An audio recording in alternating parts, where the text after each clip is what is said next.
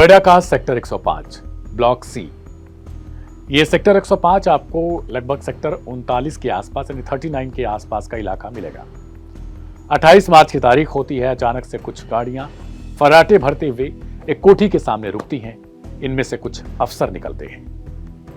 हुलिया देखने में लगता है जैसे ये किसी ऐसे विभाग के हैं जो विभाग पैसे की लेन देन की जांच करता हो, क्योंकि गाड़ियों पर उसी तरीके के निशान भी बने हुए थे। दरअसल ये ईडी अधिकारी थे। अब ये कोठी में घुसते चले जाते हैं। कुछ लोग रोकने की कोशिश करते हैं, लेकिन ये कहते हैं कि जल्दी से हट जाओ सामने से। और उसके बाद ये जब अंदर जाते हैं तो ये खटाखट सीढ़ियों के सहारे जो फ्लोर नंबर 2 है उस पर चढ़ते हैं। वहां पर जाते हैं तो कुछ कमरे इनको दिखाई देते हैं और एक बड़ा सा इलाका मिलता है। कमरा ही है लेकिन बहुत बड़ा। उसमें ढेर सारी लाइटें लगी हैं। कुछ अधिकारी बिना सोचे समझे अंदर घुस जाते हैं और वो जैसे ही अंदर जाते हैं उन्हें लाइव ही कुछ दिख जाता है। यानी बेड पर कुछ लोग पड़े हुए हैं और वो शूटिंग कर रहे हैं। इसके बाद वो अधिकारी पीछे मुड़ाते हैं। उसके बाद दरवाजे को बंद करवाया जाता है और सबको हिदायत दी जाती है कि कोई भी अपने स्थान से हिलेगा डुलेगा नहीं, जो जहां पर है वहीं पर रहे। अब जब उन लोगों को भी पता चलता है कि ईडी के अधिकारी हैं तो उन्हें अब डर लगने लगता है। जो लड़कियां हैं वो चीखने चिल्लाने लगती हैं कि अब तो पकड़ी गई, और ये लड़कियां कहीं और की नहीं बल्कि नोएडा एनसीआर की ही थी।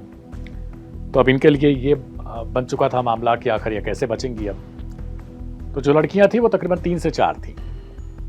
वो वहीं पर छिप रही हैं, कोई कुछ और कर रहा है। इसके बाद अब खोजा जाता है कि आखिर ये किसका कमरा है, किसका घर है। तो घर पता चलता है दिल्ली के किसी डॉक्टर का है। अब दिल्ली के डॉक्टर को कॉल किया जाता है किसी से नंबर लेकर। तो वहां पता चलता है कि वहां एक कपल है जिनमें नाम है उज्जवल और जो पत्नी है उसका नाम है नीलू। अब इन दोनों को खोजा जाता है तो ये उसी बिल्डिंग में निचले वाले फ्लोर पर मिलते हैं। अब इन्हें बुलाया जाता है। अब इनसे पूछताछ होती है कि आखिर ऊपर क्या कुछ चल रहा है, ये कब से चल रहा है और क्या तुम लोग इससे ताल्लुक रखते हो। पहले तो वो ना नकर करते हैं। इसके बाद उनसे हिदायत दे के पूछी जाती है तो ये कपल बताता है कि हाँ, ये सब कुछ उन्हीं की निगरानी में चल रहा है। फिर पूछा जाता है कि आखिर इससे करते क्या हो, क्या ये कंटेंट कोई वेब सीरीज के लिए बन रहा है, कुछ तुम लोग इस तरीके का गंदा काम करते हो, वाहियात काम करते हो, या फिर कुछ अपनी तुम लोगों ने ऐप या वेबसाइट बना रखी है। ये कहते हैं हमारी कोई ऐप या वेबसाइट नहीं है, हम इसको विदेशों में भेजते हैं। अब पूछा जाता है कि आखिर विदेशों में कैसे भेजते हो कि यहाँ पर किसी को किसी एजेंसी की पकड़ में नहीं आता, ना ही किसी तरीके से जांच अधिकारियों के पास पहुंच पाता है। तो पता चलता है कि साइप्रस स्थित एक कंपनी है जिसके सहारे इनका पूरा सिंडिकेट चल रहा है। यानी इनका जो पूरा कार्यक्रम है वो उसी के सहारे रन कर रहा था। अब यह भी पूछा जाता है कि आखिर अगर तुम लोग वहां पर देते हो तो पैसे तुम्हें कैसे आते हैं, कि बिना पैसे के लिए तो तुम ये काम नहीं कर रहे हो। और जितनी लड़कियां हैं वो भी पैसे के लिए ही कर रही हैं। पर क्या ये लड़कियां पहले से तैयार थी या फिर तुम लोगों ने इन्हें छला है या इन्हें बंधक बनाकर रखा है। अब वो कहते हैं नहीं, लड़कियां अपने मन से आई हैं। इसके बाद उनमें से एक मॉडल को बुलाया जाता है। उसे बोला जाता है कि अपने कपड़े वपड़े पहन के वो बाहर आए। उससे फिर पूछताछ की जाती है तो वो बताती है कि हमें जॉब का ऑफर दिया गया था। ऑफर दिया गया था तो इसके बावजूद क्या वो लड़कियां उस ऑफर पर रेडी हो गई थी कि इस तरीके की शूटिंग के लिए वो तैयार थी। यानी उन्हें सब कुछ मालूम होने के बावजूद क्या वो इस तरीके की जो क्रियाकलाप है उसमें संलिप्त थी।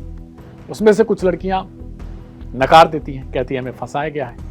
कुछ ने खुलासा किया कि हाँ, उन्हें पैसों की दिक्कत थी। अब समझिए कि ये खेल सिर्फ यहीं तक नहीं है, बल्कि इस गंदे खेल में करीबन 500 से ज्यादा लड़कियों का इस्तेमाल किया गया है। कई जगह पर अभी तक बताया जा रहा है कि 400 से ऊपर, लेकिन यह संख्या सूत्रों से मिली जानकारी के मुताबिक 500 के आसपास है। और ये सभी लड़कियां नोएडा यानी दिल्ली एनसीआर की ही हैं। एक पेज है, फेसबुक पेज, जिसके सहारे ये लोग मॉडलिंग के लिए लड़कियों की हायरिंग करते थे। इसका नाम है इकैटो। ये फेसबुक पेज आप मेरे बगल में देख पा रहे होंगे। इसी के सहारे जो नोएडा दिल्ली एनसीआर की लड़कियां हैं उनको बरगलाया जाता था। उन्हें मैसेज में बताया जाता था कि आपकी इनकम 1 से 2 लाख रुपए की आसपास जो है वो होगी। उज्जवल किशोर जो इसका सरगना है यानी नीलू का पति है, उसने ईडी को बताया कि उन्होंने साइप्रस की एक कंपनी टेक्नीसियस लिमिटेड जिसमें ये नोएडा की लड़कियों का इस्तेमाल करते थे, कुछ लड़के होते थे और शूट करवाया जाता था। और इनके सहारे ही 3 कैटेगरी वाइज इनको पैसा मिलता था। पहले में जो चेहरा होता था वो लड़कियों का ढका होता था, यानी उसमें लड़कियां पता नहीं चलती थी कि आखिर ये कौन सी लड़की है, लेकिन उनके साथ जो एक्शन है वो हो रहा होता है। इसके अलावा दूसरा था हाफ फेस, यानी उसमें आधा चेहरा दिखाना होता था और बाकी उस हिसाब से उनको पेमेंट मिलता था। तीसरा था फुल फेस, यानी उसमें लड़की पूरी तरीके से नग्न दिखेगी। ये इन कैटेगरी के सहारे इनको जो है वो पैसा आता था। इसके लिए इन्होंने बहुत ज्यादा शातिर दिमाग का इस्तेमाल किया था और अब तक तकरीबन जो है 20 करोड़ से ज्यादा की रकम इन्होंने ऐंठी थी। अब जो लड़कियां होती थी दिल्ली एनसीआर की, नोएडा की, वो हाई प्रोफाइल जॉब के लिए जाती थी। उन्हें लगता था कि उन्हें झटपट मॉडल बना दिया जाएगा और वह तुरंत फेमस हो जाएंगी। फेमस होने के लिए आजकल आपने देखा भी है कि रील के सहारे किस तरीके के कंटेंट परोसे जाते हैं और यही कंटेंट आजकल के युवाओं, छोटे बच्चों से लेकर जो बुजुर्ग हैं उन तक को दिखता है और फिर उसके बाद कहते हैं जो दिखता है वही बिकता है। और शायद ये सबकी जुबान पर, सबकी सोच में छा चुका है कि करना क्या है, जो जिसके सहारे आप वायरल हो सकते हैं, चाहे वो गंदा हो चाहे अच्छा हो। ये सब कुछ आजकल लोग कर रहे हैं और यही शायद यहां पर भी इस्तेमाल किया गया। इस कपल ने इस्तेमाल किया और कपल ने सीधे तौर पर यह कहा कि हम आपको लाख से 1.5 लाख रुपए, 2 लाख रुपए पेमेंट करेंगे।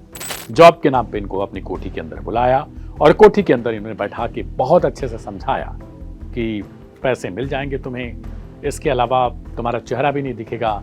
और जो लड़कियां इनको उस तरीके की मिल जाती थी कि वो तैयार हो जाती थी कि पैसे ज़्यादा पे करो, मैं चेहरा दिखाने के लिए भी तैयार हूँ, तो उस हिसाब से उनको थोड़ा ज़्यादा अमाउंट पे किया जाता था।